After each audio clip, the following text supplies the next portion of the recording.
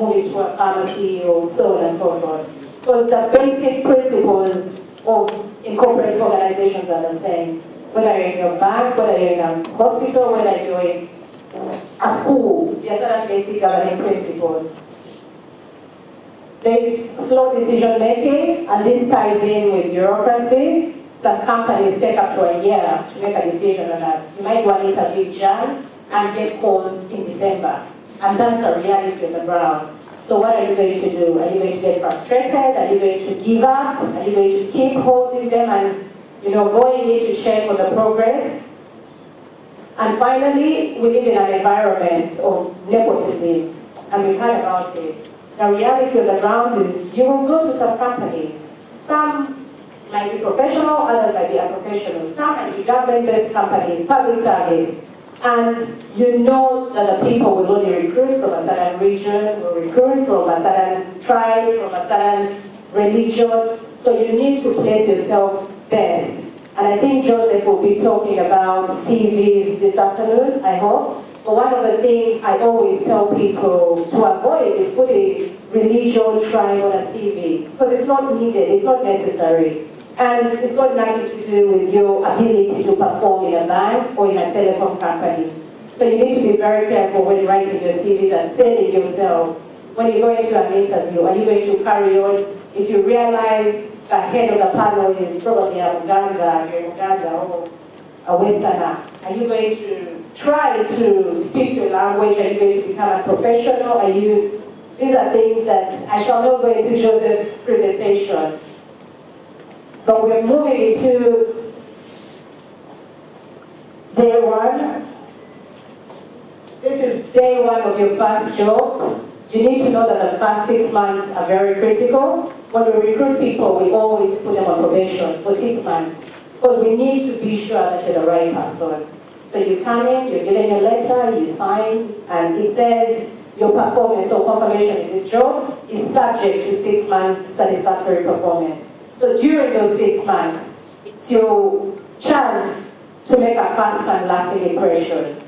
Remember, image is everything. When you go for an interview, image is everything. When you come into an organization, the first impression is the one that will stick into that person's, your line manager, the HR manager, when making the decision to confirm you or dismiss you at the end of the 6 months. During the first 6 months, people begin to look for that person that they know. They begin to look for a person that they'll relate to. This is common. When you go to a new company, you try to identify with somebody who is like you. So you ask around for an agriculturalist, you ask for somebody who's done SWASA or MASCOM, and try to cling to that person.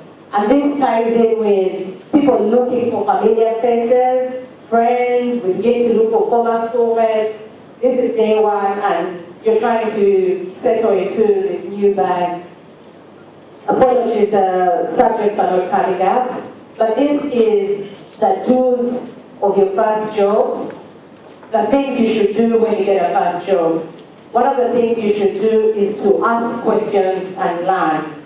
I think we'll send out the presentation, so don't worry about taking down notes. You need to ask questions. One of the most demotivating aspects from an employer's point of view is an employee who doesn't ask questions. Someone comes in and they only answer questions that you have asked them. They'll only speak when they're spoken to. They won't ask questions, they won't engage you, they don't seem to have any initiative of their own. You need to be different when you get into organizations. Remember, you're in your first 6 months, everybody's looking at you, and every employer wants somebody who's asking questions and learning, willing to learn. But do not ask irrelevant questions. Only ask questions that are relevant to the job.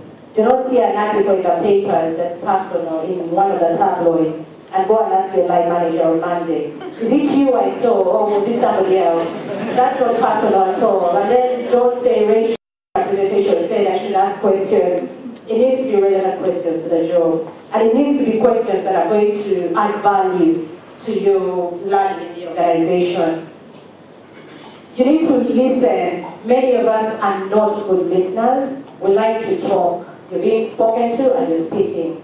you need to learn, we all need to learn to listen.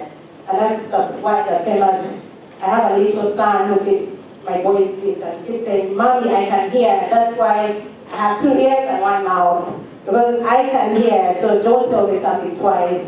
So we need to learn to listen. And this is very important when you join an organization. Your first 6 months, are you a good listener, or are you somebody who's spoken to and something comes through one ear and goes out through the other?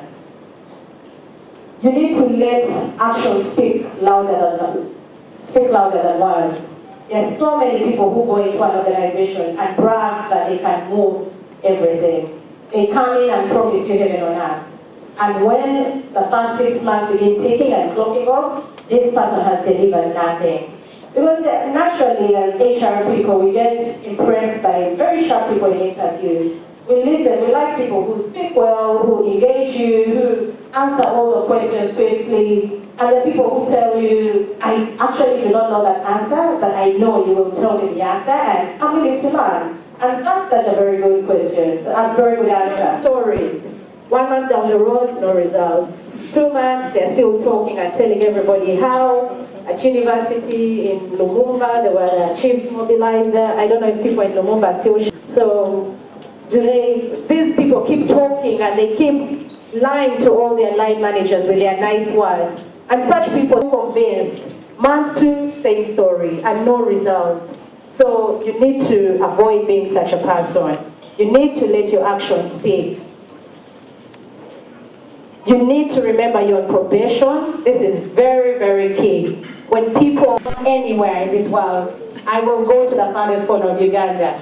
The moment they get the job, that's it. They get so comfortable, they are the worst person. 2 weeks later, oh Rachel, my family is in Kampala, can you transfer me? And come 2 weeks, they begin writing to you. So these are turn-offs during probation. Because my first question, the first instinct in my mind is, definitely I do not want to confirm such a person. Because they're still on probation, I still have the opportunity as an employer to terminate this contract.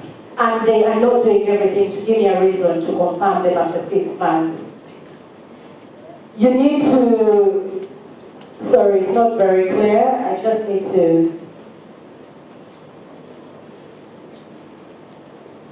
Abdul, I don't know if it's my presentation or the laptop. But the last point on this presentation is you need to know your vision or your career goals over the next 3 years. Because one of the things that usually happens is people walk into an interview and you ask them why they're applying for a job. And they say that their father sent them. And they say, oh, is it your father who has sent you to me? Because we get your CVs from the reception. Over 100 CVs that are left at the reception. And there are some people who sit at the reception Monday to Friday and say, I'm going to wait for Rachel, whether I meet her, and you meet them and they say, I've been waiting for you for 3 months. And that's the reality on the ground. So when somebody gets an opportunity to be interviewed, and the first question you ask is, why they're seated there? And they say, my father sent my CV. I actually did apply. It's an immediate turn-off. Because we'll carry on with the interview for the sake of carrying through the interview. But we will have made our notes and said, not suitable. Because this person doesn't know their vision. When you walk into a company, you need to know what you want to do in the next 3 years.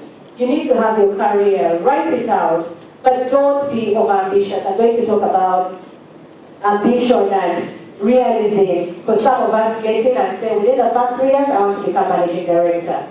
And you have no experience, you're straight from university, you don't know anything about banking, but you want to become a managing director. So don't go back and say, Rachel said, I need to have my 3-year vision. Your 3-year vision has got to be very realistic. So those of us that have done social sciences, arts, and economics, BQE, whatever courses we've done, you need to sit down, because this is a question that always comes up in interview. What is your 3-year vision? What do you want to become? Where do you see yourself and why? So don't say, I don't know what I want, and we get all kinds of answers, and probably next year I'll write out the different kind of answers that people give you, but they're quite interesting. They say, I'm just here, I'm trying my luck. I actually didn't think I would get invited, so I'm just trying my luck. And that's an answer you're giving, Remember, we've received 100 CVs, we've cut down to 20, and you're wasting a slot.